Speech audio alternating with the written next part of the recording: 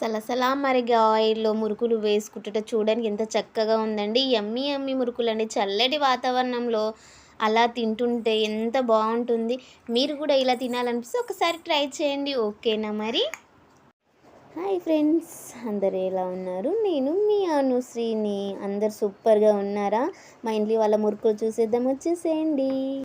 So మన వీడియోనైతే ఎక్కడ స్కిప్ చేయకుండా చివరి వరకు అయితే చూసేసేయండి. ఓకేనా ఫ్రెండ్స్? మురుకులు చేసుకోవడానికి నేనైతే పావు కేజీ బియ్యం పిండి, పావు కేజీ శనగపిండి తీసుకున్నాను.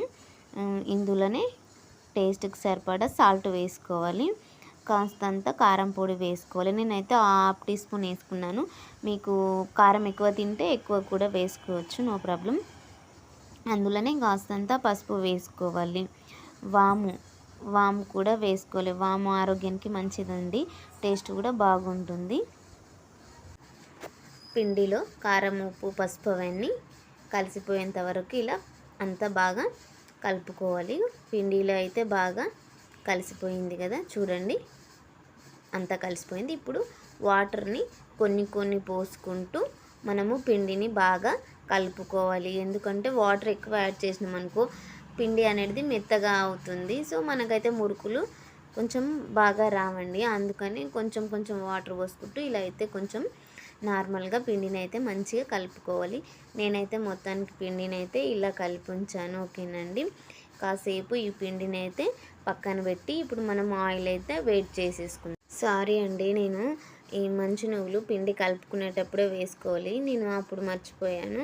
సో ఇప్పుడైతే మంచి నువ్వులని యాడ్ చేసి కొంచెం అంతా మళ్ళీ పిండిని అలా కలుపుకోవాలి. ఇప్పుడే సాల్ట్, కొంచెం కారం అన్నీ సరిపడా ఉన్నాయో చూసుకోవాలి. నేనైతే మురుకులు చేయడానికి ఇదైతే వాడుతున్నాను, ప్లాస్టిక్ ఇదన్నమాట మురుకులు చేసేది. సో ఇగో ఇలా వస్తుందన్నమాట. ఆయిల్ అయితే వేడవుతుంది. సో వేడైంది. ఇది వేడైందా లేదని ఒక చిన్న ముక్కేసి చూసాను. ఇప్పుడిప్పుడే వేడయింది, ఆయిల్ అయితే వేడైంది. నేనైతే ఇది మురుకులు స్టార్ట్ చేసేసాను. సో రెండు వైపులా మంచిగా కాల్చుకోవాలండి, అటువైపు ఇటువైపు బాగా మంచిగా కాల్చుకున్న తర్వాత దీన్ని పక్కకు తీసి ఒక ప్లేట్లో వేసుకోవాలి.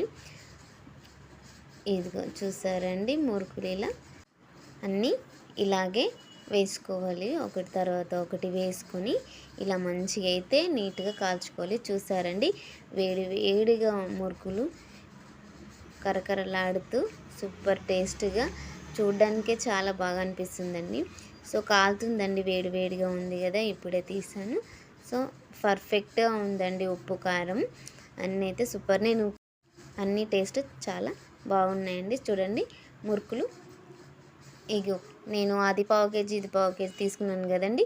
సో మొత్తానికైతే ఇంత అయ్యిందండి. ఒక చిన్న బొగన్ నిండి అయితే మురుకులు అయితే అయినాయండి.